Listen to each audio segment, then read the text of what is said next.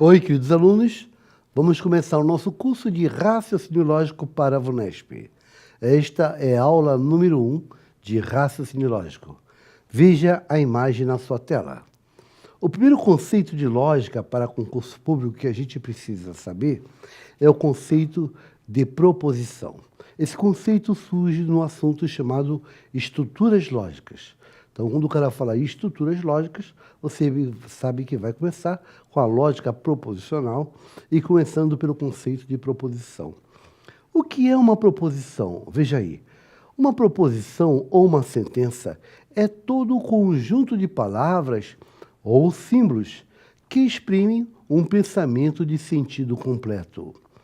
Assim sendo, vejamos. Um exemplo de proposição. Letra A. O professor José Elias é carioca. Opa! Isso é um conjunto de palavras. E esse conjunto de palavras forma um sentido. Este sentido é uma declaração. Estou declarando com essas palavras que o professor José Elias é carioca. Isto é uma proposição. Então, a ideia de proposição que você deve ficar em mente é a ideia de uma declaração. No fundo, uma proposição é uma sentença declarativa. É uma declaração. Um exemplo da letra B. O Brasil foi descoberto no ano 1500. Isto é uma proposição. Isso é uma declaração. Estou declarando que o Brasil foi descoberto no ano de 1500. A letra C diz assim, a Receita Federal pertence ao Poder Judiciário. A Receita Federal pertence ao Poder Judiciário. Isto é uma proposição. Em seu conjunto de palavras que montam uma declaração. Portanto, é uma proposição. Então, a ideia de proposição é a ideia de uma declaração. É a ideia de uma declaração. Sendo assim, a gente vai ter o seguinte, voltando ao exemplo anterior, o professor José Elias é carioca, é uma proposição e isso é verdade. Eu sou carioca. Portanto, essa proposição da letra A, você pode dizer que é uma declaração verdadeira. Na letra B diz que o Brasil foi descoberto no ano de 1500. O Brasil foi descoberto em 1500. Isso foi verdade, né? Foi no ano de 1500. Então, isto é uma proposição e é uma proposição que reflete uma declaração verdadeira. Portanto, isso é uma proposição verdadeira. Já a letra C diz assim, a Receita Federal pertence ao Poder Judiciário. Epa! A Receita Federal não é do Judiciário, é do Executivo, né? Portanto, a letra C é uma proposição, mas é uma proposição falsa. Isto é uma declaração falsa. Isto significa que qualquer proposição está associada a um atributo. Esse atributo vai indicar quando ela é verdadeira ou quando ela é falsa. Se for uma declaração verdadeira, nós vamos dar a esse atributo um valor lógico, que eu vou chamar de V. Esse V vai te dizer que é uma proposição verdadeira, é uma declaração verdadeira. E quando for uma declaração falsa, nós vamos dizer que é uma proposição falsa. E esse valor lógico eu vou representar com um F de falso. Então, toda proposição vai estar associada a um valor lógico, que vai ser V ou F, V ou F. V quando for uma proposição verdadeira e F quando for uma proposição falsa. Então, as proposições vão ser verdadeiras ou falsas. E para amarrar esta ideia, nós vamos ter os princípios lógicos. Aqui eu te apresento o primeiro princípio lógico. Esse princípio lógico é chamado de princípio do terceiro excluído. Princípio do terceiro excluído. O que diz esse princípio? Ele diz o seguinte, uma proposição só pode ter dois valores lógicos, isto é verdadeira V ou é falsa F, não podendo ter um outro valor lógico. O princípio do terceiro excluído exclui uma terceira possibilidade. Para uma proposição só existem dois. Exclui uma terceira, não existem três, só existem dois valores lógicos, ou V ou F. Ou a proposição é verdadeira ou ela é falsa. Nada além disso, tá ok? Princípio do terceiro excluído. Prosseguindo, há um outro princípio que a gente diz que é princípio da não contradição. E o que diz o princípio da não contradição? Ele diz o seguinte, uma proposição não pode ser verdadeira e falsa simultaneamente. É muito coerente, né? Uma proposição, uma declaração. Não tem sentido que você encontre uma declaração que seja ao mesmo tempo verdadeira e ao mesmo tempo falsa. Não pode acontecer isso. Ela não pode ser ao mesmo tempo verdadeira e falsa. Isso seria uma contradição. Então, uma proposição, ela não pode ser verdadeira e falsa simultaneamente. Num determinado instante, ela é ou verdadeira ou ela é falsa. Nunca poderá ser as duas coisas ao mesmo tempo. É o princípio da não contradição. E vem o terceiro princípio, que é o princípio da identidade. Princípio da identidade. Esse princípio diz que uma proposição é idêntica a ela. O princípio da identidade diz que uma proposição é idêntica a ela. O que eu quero te dizer é o seguinte, olha, as proposições são sentenças declarativas e elas são representadas por símbolos ou palavras. Então, isso significa que essa declaração está transmitindo um pensamento, uma ideia, uma convicção. E como é um pensamento, o pensamento pode ser expresso de várias maneiras. Por exemplo, se eu falar assim, ó, Maria é esposa de João. Maria é esposa de João. Isto é uma proposição. Se eu falar assim, ó, João é marido de Maria. João é marido de Maria. Esta é outra proposição. Mas peraí, quando eu falo que Maria é esposa de João, é a mesma coisa que dizer que João é marido de Maria. As duas proposições são idênticas. O pensamento é o mesmo. Dizer que Maria é esposa de João é o mesmo que dizer que João é marido de Maria. Beleza? É o mesmo pensamento. Então, essas proposições são idênticas, porque o pensamento é o mesmo. O pensamento é o mesmo. Então, ela é idêntica a ela. Quer dizer, na realidade, as proposições, elas não dependem dos símbolos. Ela depende do pensamento, da ideia, do que está sendo declarado. Quando eu falo eu te amo em português, é a mesma coisa que eu falar que eu te amo em inglês. Eu usei outros símbolos. É a mesma coisa que eu falei eu te amo em mandarim. Eu usei outros símbolos. Mas o pensamento é o mesmo. Essas proposições são idênticas porque é o mesmo pensamento. Ok? Então, o princípio da identidade diz que uma proposição é idêntica a ela. O princípio da não contradição diz que uma proposição não pode ser verdadeira e falsa simultaneamente. E o princípio do terceiro excluído diz que só existem dois valores lógicos, V ou F. V quando for verdadeira, F quando for falsa. Não existe uma terceira possibilidade. Então, grave esses três princípios, porque às vezes na prova eles perguntam sobre o enunciado dos princípios. Voltando ao exemplo anterior, nós tínhamos assim, ó, o professor Joselias é carioca. Já te falei que eu sou carioca, então isto é uma proposição verdadeira, portanto, o valor lógico dessa proposição na letra A é V. Na letra B diz, o Brasil foi descoberto no ano 1500. É uma proposição verdadeira. Portanto, o valor lógico dessa proposição da letra B é V. E a letra C diz que a Receita Federal pertence ao Poder Judiciário. Isto não é verdade, isso é falso. Portanto, essa é uma proposição falsa. O valor lógico dessa proposição da letra C é F.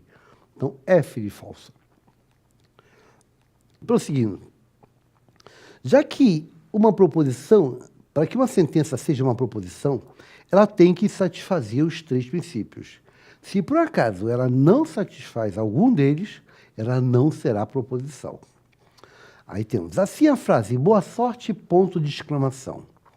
Quando eu falo boa sorte, ponto de exclamação, isto não é uma proposição. Pois este boa sorte, ponto de exclamação, ele não admite um atributo verdadeiro ou falso. Boa sorte, ponto de exclamação, não tem sentido você dizer que isso é verdade e que isso é falso.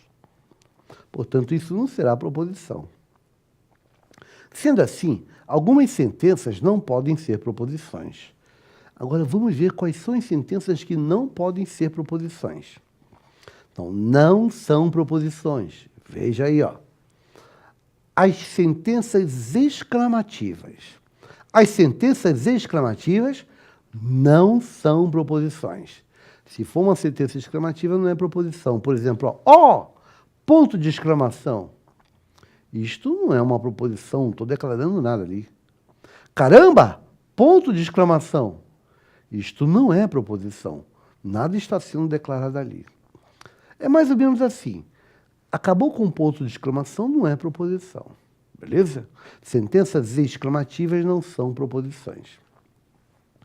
Outro tipo de sentença que não é proposição são as sentenças interrogativas. As sentenças interrogativas não são proposições. Por exemplo, olha, qual é o seu nome? Ponto de interrogação. Qual é o seu nome? Ponto de interrogação. Esta sentença é uma sentença interrogativa. Eu não estou declarando, estou perguntando. Não tem sentido falar que isso é verdade ou é falso. Portanto, qual é o seu nome? Ponto de interrogação é uma pergunta, não é uma declaração, logo não é proposição. Ó, que horas são? Ponto de interrogação. Isto não é proposição, isso é uma pergunta. Você é professor? Ponto de interrogação. Não, isso não é proposição, isso é uma sentença interrogativa, não é proposição. Então, nós já sabemos que as sentenças exclamativas não são proposições. E sabemos que as sentenças interrogativas também não são proposições. Beleza? Se acabou com um ponto de interrogação, já era, não é proposição. As sentenças imperativas. As sentenças imperativas também não são proposições. Uma sentença imperativa tem a ideia de uma ordem. Estaria dando uma ordem, não estaria declarando. Por exemplo, ó, seja um bom servidor. Isto é proposição? Seja um bom servidor?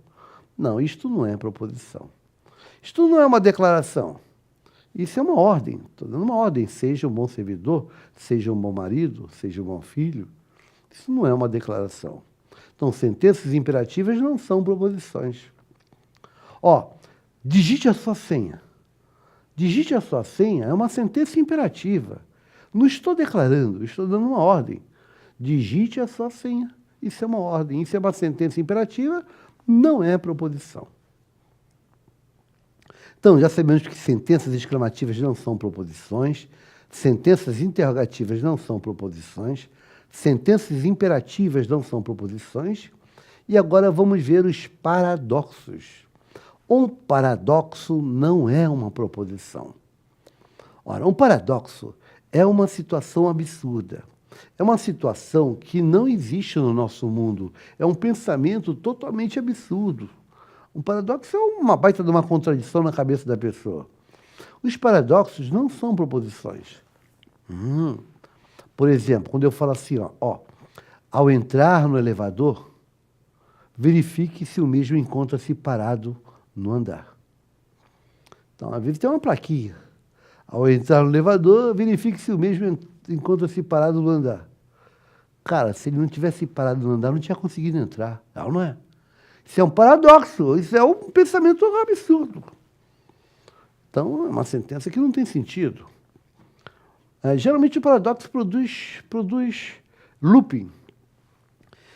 Quando eu falo assim, ó, eu estou mentindo,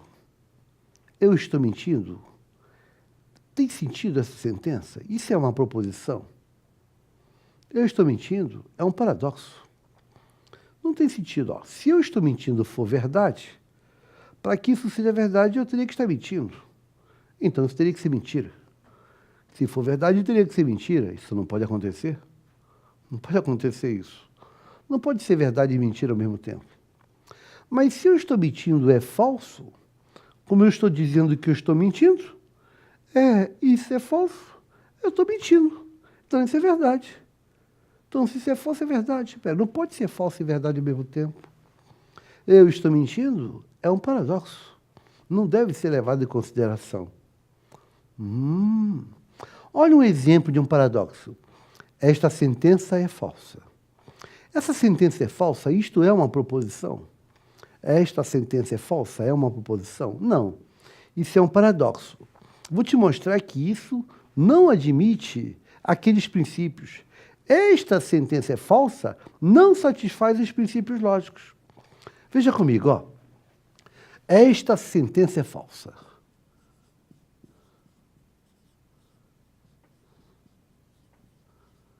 Esta sentença é falsa. Será que isto é uma proposição? Bem, se for uma proposição, eu vou chamar de P. Vamos imaginar que as proposições, a gente sempre dá um nome, proposição A, B, C, D. Vamos chamar esta sentença é falsa, essa declaração aqui de P. Se isso for uma proposição, pelo princípio do terceiro excluído, ela tem que ser verdadeira ou tem que ser falsa. Então, vamos supor que esta sentença é falsa, é uma proposição e é verdadeira. Vamos supor que é uma proposição verdadeira. Já que ela é uma proposição verdadeira, significa que ela está declarando verdade. Significa que ela está falando verdade. Mas se ela está falando verdade, o que ela está dizendo?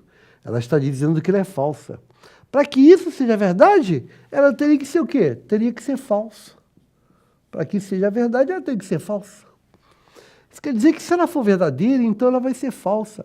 Se ela for verdadeira, então ela vai ser falsa. Epa! Epa!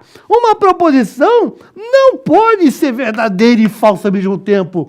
Fere o princípio da não contradição. Se ela fosse verdadeira, ela teria que ser falsa. Isso não pode acontecer pelo princípio da não contradição. Portanto, ela não pode ser verdadeira, pois se ela fosse verdadeira, teria que ser falsa. Logo, esta declaração aqui não pode ser uma proposição verdadeira. Aí você pensa, bem, já que ela não pode ser uma proposição verdadeira, será que ela pode ser uma proposição falsa? Vamos ver. Vamos supor que P seja uma proposição falsa. Então, vou supor que isso é falso. Se P é uma proposição falsa, significa que ela está declarando uma coisa que é falsa, não é? Ela é uma proposição falsa. O que ela está declarando? Ela está declarando que ela é falsa. Peraí, ela é falsa, ela está dizendo que ela é falsa, então ela está dizendo verdade. Ela é falsa e ela está dizendo que ela é falsa, está dizendo verdade. E se ela está dizendo verdade, então ela é verdadeira. Se ela está dizendo verdade, ela é verdadeira. Isso quer dizer que se ela for falsa, então ela vai ser verdadeira. Se ela for falsa, então ela vai ser verdadeira. Epa! Uma proposição não pode ser falsa e verdadeira ao mesmo tempo. Fere o princípio da não contradição. Se ela for falsa, teria que ser verdadeira. Isso não pode acontecer. Portanto, ela não pode ser uma proposição falsa. Epa!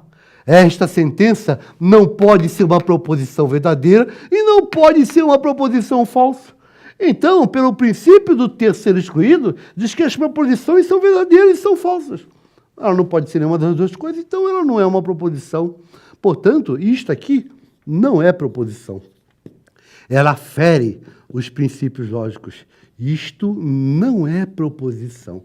Isto não é proposição. Então, esta sentença é falsa, não é proposição. Não é proposição. Isto aqui é um paradoxo. Isto é um paradoxo. Isto é uma sentença que não existe no nosso mundo. É um grande erro de raciocínio. Beleza, beleza? Esta sentença é falsa, não é proposição. É um paradoxo. Então, os paradoxos não são proposições. Como eu te falei, eu estou mentindo. Ora, isto não é proposição, isso é um paradoxo. Toda vez que você ligar um conjunto e você estiver contido, você for um elemento do conjunto, você vai criar um paradoxo. Em concurso público, às vezes aparecem algumas questões onde eles te apresentam umas sentenças e aí perguntam quantas são proposições. Então, cuidado com esses casos. Sentenças exclamativas não são proposições, sentenças interrogativas não são proposições, sentenças imperativas não são proposições e os paradoxos não são proposições. Reconhecer um paradoxo é montar um raciocínio e analisar a situação. Mas deixa eu te chamar a atenção para uma coisa interessante.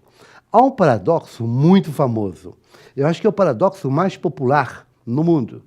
Até hoje, eu acho que quando se fala em paradoxo, a gente pensa logo nele. É um paradoxo chamado paradoxo do Russell. Paradoxo do Russell. O Russell foi um cara que contribuiu muito para a filosofia. E ele criou um paradoxo que movimentou o mundo. Aí, depois desse paradoxo, muita coisa teve que ser refeita, muitos pensamentos tiveram que ser refeitos. Esse paradoxo do Russell ficou famoso com outro nome também, paradoxo do barbeiro, paradoxo do Russell ou paradoxo do barbeiro. De vez em quando cai alguma questão sobre isso. E aí você precisa ter o contexto do paradoxo do barbeiro. Grave o contexto, é assim, ó. O Russell fez o seguinte paradoxo, ele falou assim, ó. O barbeiro de uma cidade somente barbeia todas as pessoas que não barbeiam a si próprio. O barbeiro de uma cidade somente barbeia todas as pessoas que não barbeiam a si próprio. Isso é um paradoxo, esse é o paradoxo do Russell, esse é o paradoxo do barbeiro. E o barbeiro de uma cidade somente barbeia todas as pessoas que não barbeiam a si próprio. Eu te pergunto, esse barbeiro existe? Existe esse cara? Não. Com certeza, esse cara não existe. Não tem sentido no nosso mundo a existência desse cara. Ele não pode existir. Vamos analisar, ó. O barbeiro de uma cidade somente barbeia todas as pessoas que não barbeiam a si próprio. Vamos pensar. A barba desse barbeiro. Esse barbeiro pode fazer a barba dele? Não. Esse barbeiro não pode fazer a barba dele. Pois ele somente barbeia todas as pessoas que não barbeiam a si próprio. Então ele não pode fazer a barba dele. Ele somente barbeia todas as pessoas que não barbeiam a si próprio. Então ele não pode fazer a barba dele. Não é? Então esse cara não faz a barba dele. Esse barbeiro não faz a barba dele. Mas se esse barbeiro não faz a barba dele, ele torna-se uma das pessoas que não barbeia a si próprio. Espera aí. Se ele tornou-se uma das pessoas que não barbeiam a si próprio, ele vai ter que fazer a barba dele, pois ele barbeia todas as pessoas que não barbeiam a si próprio. Então ele vai ter que fazer a barba dele nesse caso. Então ele vai fazer a barba dele. Tá bom, então ele vai fazer a barba dele. Mas ele não pode fazer a barba dele, pois ele somente barbeia todas as pessoas que não barbeiam a si próprio. Então ele não pode fazer a barba dele. Então ele não faz a barba dele. Mas se ele não faz a barba dele, ele torna-se uma das pessoas que não barbeiam a si próprio. Aí, nesse caso, ele vai ter que fazer a barba dele, pois ele barbeia todas as pessoas que não barbeiam a si próprio. Então ele vai ter que fazer a barba dele. Então ele faz a barba dele. Mas ele não pode fazer a barba dele, pois ele somente barbeia todas as pessoas que não barbeiam a si próprio. Ele não pode fazer a barba dele, então não faz a barba dele. Você reparou que eu estou no looping? Eu estou no looping, eu estou naquele negócio, vai. Isso é um paradoxo. Esse barbeiro não existe. Isto é um erro de raciocínio. Esse é o paradoxo de Russell, conhecido como paradoxo do barbeiro. Geralmente, quando aparece esse paradoxo, eles criam um contexto. Por exemplo, numa prova, foi assim, ó. Chegou a época do imposto de renda e falou assim, ó, o servidor da Receita Federal recebeu a seguinte tarefa. Ele somente vai elaborar a declaração do imposto de renda de todos os servidores que não elaboram sua própria declaração. O servidor da Receita Federal somente vai elaborar a declaração do imposto de renda de todos os servidores que não elaboram sua própria declaração. Espera aí, essa tarefa é possível? Não. Esse servidor é o barbeiro, né? A declaração dele, ele pode fazer a declaração dele? Não, não pode.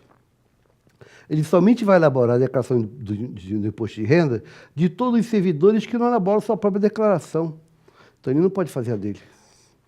Mas se ele não faz a dele, ele torna-se um dos servidores que não elaboram sua própria declaração. Como ele vai elaborar a declaração de todos os servidores que não elaboram sua própria declaração, ele tem que fazer a dele. Então vai fazer a dele. Mas não pode fazer a dele. Repare que é o barbeiro, eu estou no looping de novo, cara. Esse é um paradoxo do barbeiro, adaptado. A VUNESP colocou no ano passado uma questão interessante. Ela colocou um contexto que uma moça, Maria, estava muito feliz, pois ela tinha realizado o sonho dela, que era abrir um salão de beleza. Aí, na inauguração, tinha uma placa lá. A Maria somente vai cortar o cabelo de todas as mulheres que não cortam o seu próprio cabelo. A Maria vai cortar o cabelo somente de todas as mulheres que não cortam o seu próprio cabelo. Aí perguntava, isto é uma proposição, uma tautologia, uma contingência ou é um paradoxo? É um paradoxo, né? Essa Maria é o barbeiro, né? Essa Maria é o barbeiro. Ela somente vai cortar o cabelo de todas as mulheres que não cortam o seu próprio cabelo. E o cabelo dela? Ela não pode fazer. Então, se ela não faz o cabelo dela, ela tem que fazer. É esse paradoxo do Russell. Repara a analogia. Então, conheça esse paradoxo, fique cuidado que paradoxo não é proposição. Paradoxo não é proposição. Eu quero acrescentar mais uma aí na sua listinha, que não tem aí, tá? Mas vamos ver aqui, ó. Estamos falando que não são proposições. Não são proposições. Não são proposições. Você sabe, então, que as sentenças exclamativas não são proposições. As sentenças interrogativas não são proposições. As sentenças imperativas não são proposições. E os paradoxos não são proposições. Paradoxos não são proposições. Vamos colocar mais uma aqui, que são as sentenças abertas. Sentenças abertas não são proposições. Sentenças abertas não são proposições. Vou te dar uma ideia de sentença aberta. Ó, te pergunto aqui. Eu pergunto para você aqui no cantinho. 2 mais 2 é igual a 5. Isto é proposição? 2 mais 2 igual a 5 é uma declaração. Eu estou declarando que 2 mais 2 é igual a 5. É uma declaração. E essa conta aqui não dá 5 não, né? 2 mais 2 não dá 5 não. Isso aqui é uma declaração e é falsa. Já que isso é uma declaração e é falsa, isto aqui é uma proposição. Isto é uma proposição falsa. 2 mais 2 igual a 5 é uma proposição falsa. 2 mais 2 igual a 5 é proposição e é falsa.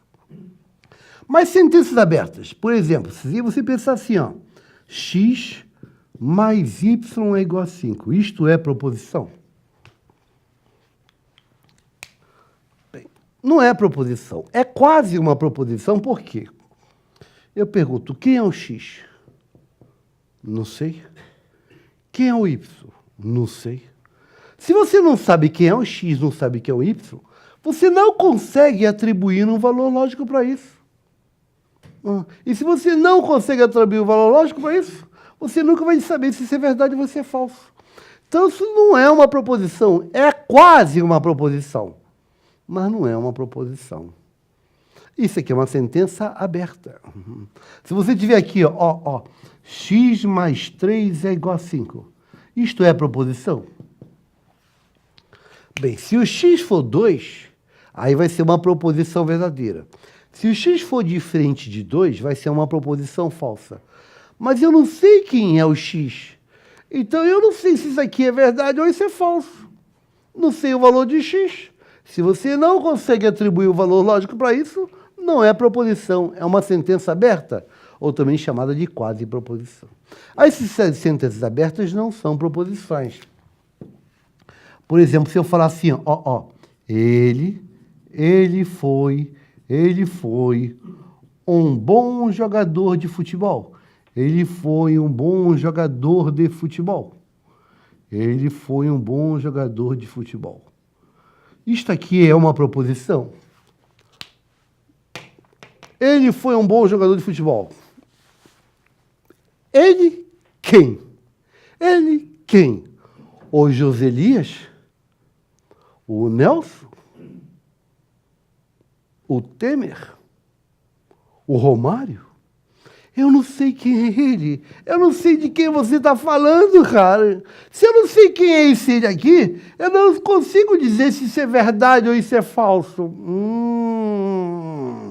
Então, isto aqui é uma sentença aberta. Eu não sei de quem está falando. Quando há uma determinação, você cria uma sentença aberta. Isto aqui não é proposição. Isto é uma sentença aberta. Portanto, não é uma proposição. Ok? Então, não são proposições sentenças exclamativas, sentenças interrogativas, sentenças imperativas, paradoxos e sentenças abertas. Não são proposições. Não são proposições. Legal, né? Bacana pra caramba esse negócio aí, ó. Pra gente pensar, depois assista novamente e pense junto comigo. Vamos falar agora dos conectivos. Primeiro, as proposições serão representadas com as letras do alfabeto. Vou falar proposição A, proposição B, proposição C. Vamos representar com letras, que isso pode resumir o trabalho da gente. Aí você tem as proposições. Digamos assim, ó, Joselias é carioca. É uma proposição A. Beleza? Sujeito é Joselias, é carioca o predicado. Isso é uma oração simples. Se eu falar assim, olha, Joselias é carioca, é uma proposição que eu vou chamar uma proposição simples, pois é uma oração simples. Se eu falar assim, ó, a Terra é quadrada, é uma declaração, né? A Terra é quadrada, é uma proposição. O sujeito à Terra é quadrado, é o predicado. Isto aqui é uma oração simples, é uma proposição simples. A Terra é quadrada é uma proposição falsa. Joselias é carioca é uma proposição verdadeira. Nós temos aqui duas proposições simples.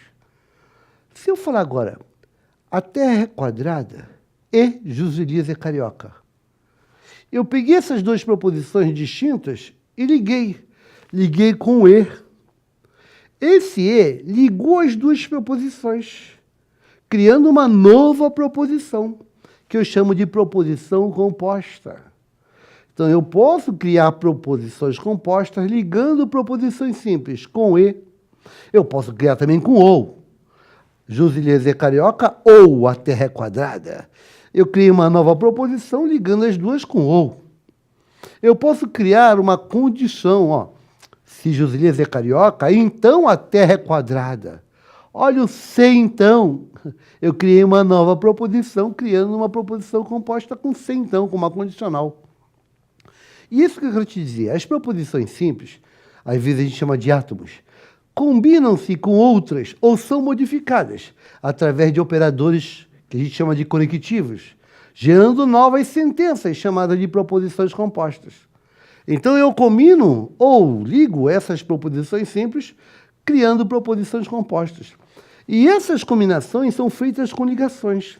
Essas ligações são os conectivos, que podem ser e, que é uma conjunção, pode ser ou, que é uma disjunção, pode ser o se então, que é uma condição. Então os conectivos vão aparecer com e, ou, se então, se somente se. E o papel deles vai ser ligar proposições simples, criando proposições compostas. Por exemplo, veja assim, ó, os conectivos serão apresentados da seguinte forma. Você tem aqui, ó, o primeiro conectivo, então, conectivos. Vamos explicar cada um deles, conectivos. O primeiro conectivo, por exemplo, vai aparecer com esse símbolo. Isso aqui é uma cantoneira, é uma cantoneira. Ele vai representar o não, representa o não. E é chamado do conectivo da negação. Você vai usar ele para negar, da negação. Esse conectivo pode aparecer também com a seguinte notação, essa minhoquinha. Então, ele pode ser ou assim ou assado. Tem autor que gosta da cantoneira, que tem autor que gosta desse símbolo. Você usar para negação. Por exemplo, você tem uma proposição P. Joselias é bonito. Aí, você tem o P. Você quer negar, você bota isso aqui, ó, não P. Joselias não é bonito. Estaria negando. Há um conectivo que aparece com esse símbolo aqui, ó. Esse símbolo vai representar o conectivo E. Você vai ler como sendo E, o E. Esse é o conectivo chamado de conjunção. É o E, conjunção. Ele vai servir para você ligar duas proposições simples, criando uma proposição composta. Por exemplo, você bota P e Q. P e Q. Tu vai ler como P e Q. P e Q. Joselias é carioca e a Terra é quadrada. Essa é uma proposição composta através dessa conjunção que é o E. P e Q. P e Q. Há um outro conectivo que vem com esse símbolo, que você vai chamar de ou. O ou é o conectivo da disjunção. Disjunção. O ou é a disjunção. Você vai usar assim, ó, P ou Q. Você vai ler como P ou Q. P ou Q. Joselias é carioca ou a Terra é quadrada. Criou a composta com a disjunção. Há um outro conectivo que vem com uma setinha indo para a direita. Esse conectivo representa C, pontinho, pontinho, pontinho, então, pontinho, pontinho, pontinho. Esse conectivo é chamado de condicional. Condicional. Tem gente que chama também de implicação. E aí fica assim, ó. CP, então que? Como é que você vai ler? CP, então que? CP, então que? CP, então que? Ó, seja os Eliezer carioca, então a terra é quadrada. Se então, a condicional. Há um outro conectivo que apresenta uma setinha, onde ela vai e ela volta. Ela agora tem os dois sentidos. E aí isso representa pontinho, pontinho, pontinho, se e somente se e somente se, pontinho, pontinho, pontinho. Esse conectivo é chamado de bicondicional. Bicondicional. Se e somente se e somente se. Tem os dois sentidos, bicondicional. Aí você faz assim, ó, P, se e somente se que. P, se e somente se que. P, se e somente se que. E vem um outro conectivo que apresenta isso aqui. Isso aqui é o ou. Só que tem um tracinho embaixo, um tracinho embaixo. Aí isso aqui vai representar pontinho, pontinho, pontinho, ou pontinho, pontinho, pontinho, ou pontinho, pontinho, pontinho, ou pontinho, pontinho, pontinho. Mas não ambos. Ou, mas não ambos. Ou, mas não ambos. Isso aqui é chamado de disjunção exclusiva. Disjunção exclusiva.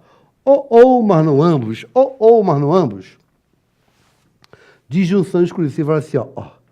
Ou P, ou que, mas não ambos. Ou P, ou que, mas não ambos.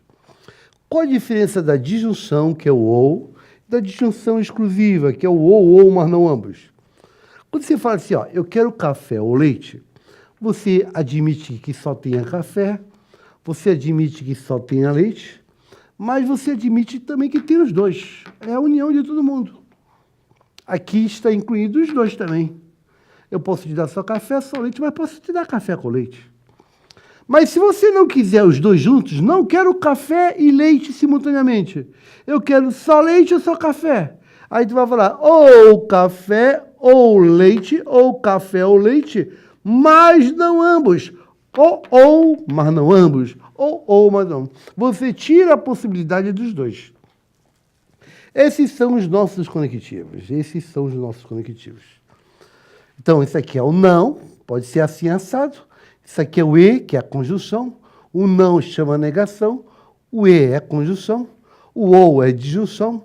Esse sim, então, é condicional, também chamado de implicação.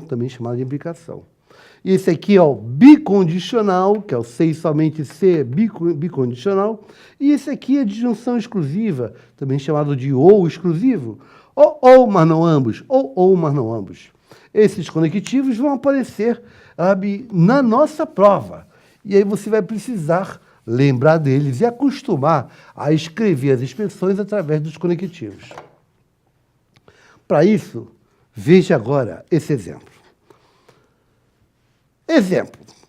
Sejam as proposições P e Q, tal que. Então, você tem P, significa a proposição está calor. P quer dizer está calor. Que é a proposição está chovendo. Está chovendo. Está calor, está chovendo. Aí vem a letra A. Represente as proposições. Descreva essa proposição. Isso aqui é a negação do P. Isto é a negação do P. Se P é está calor, a negação do P quer dizer o quê? Não está calor. Não está calor. Na letra B. Letra B ele diz, descreva. Isso aqui é o P ou o quê? P ou quê? P ou quê? Então significa está calor, ou está chovendo, está calor ou está chovendo. Está calor ou está chovendo. É ou, P o quê? Lá em letra C ele colocou a conjunção P e quê? P e quê? O E, conjunção. Está calor, está chovendo, está calor e está chovendo. Na letra D, ele colocou a condicional. A condicional, como é que é? CP, então quê? CP, então quê? Então fica se está calor, se está calor, então, ou se então está chovendo, se está calor, então está chovendo. Se então, CP, então que? E a letra E aparece a bicondicional.